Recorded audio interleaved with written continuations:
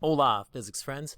And I wanted to talk through the series and parable conceptual quiz. I have built each of these circuits in our simulator, so I'm going to refer to these as I'm going through them to kind of, I'm very much a visual learner, so being able to see this helps me. In circuit 1, where could you put an ammeter to find the largest reading of current? And the answer is anywhere. No matter where you, because this is a simple circuit and there's only one pathway, no matter where you put this, it's going to read 0.9 amps because there's only one path for the current to go. So the correct answer for number 1 is J. It's the same everywhere.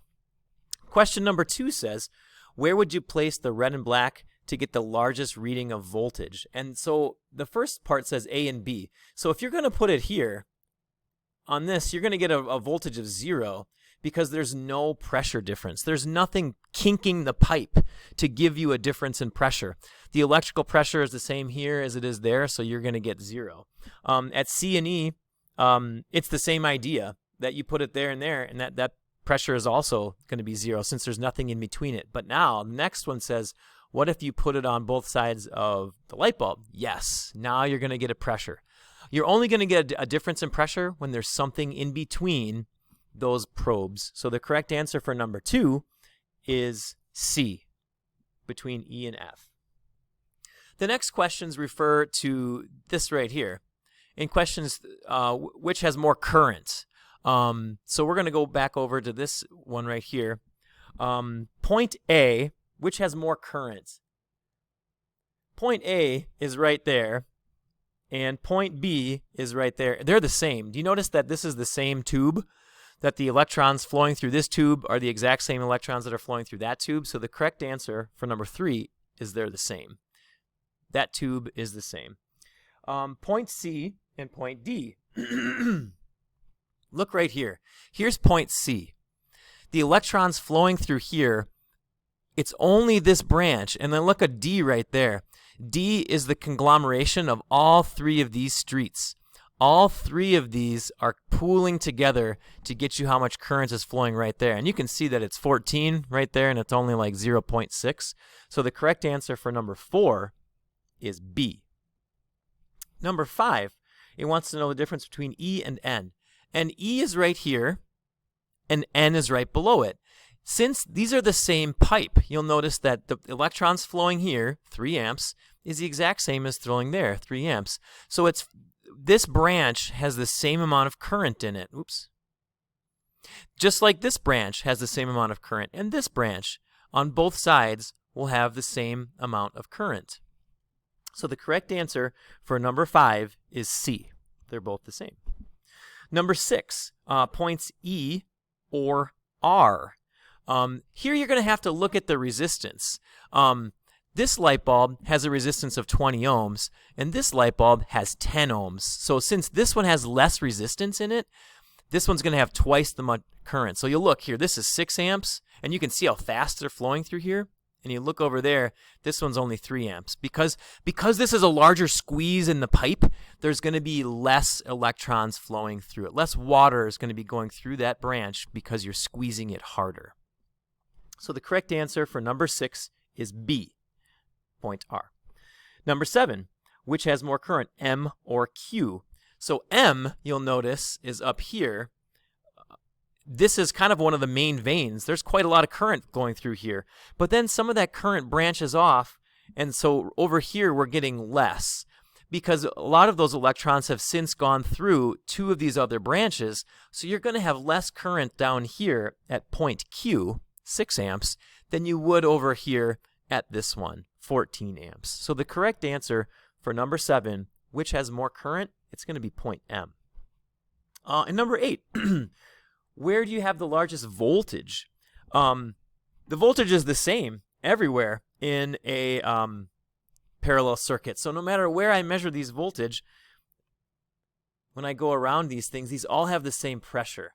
I've got 60 volts, which is the same as my battery, 60 volts. And I measure here, this is also 60 volts of pressure. These are all going to be the same, 60 volts. So in number 8, which gives you the larger voltage? They're both the same. In number 9, which gives you the larger voltage? C. They're both the same.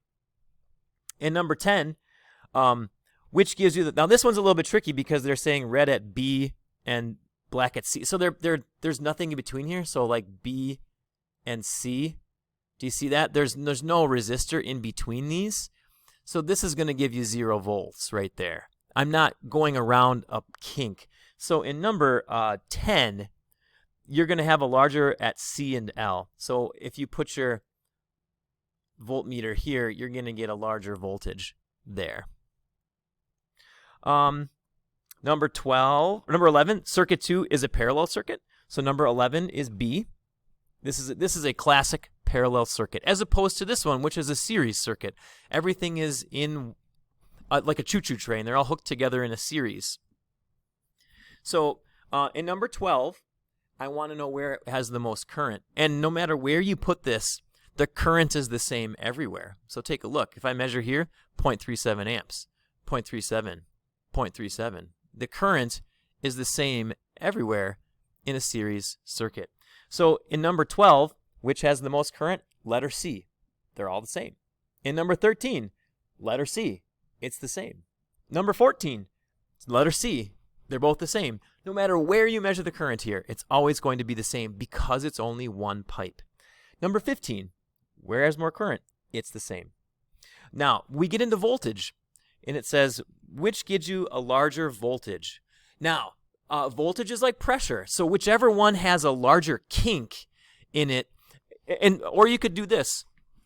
You could think about, if this is your V equals IR, since the current is the same everywhere, like 5, I don't know, I know it's 0.37, but just make up a number.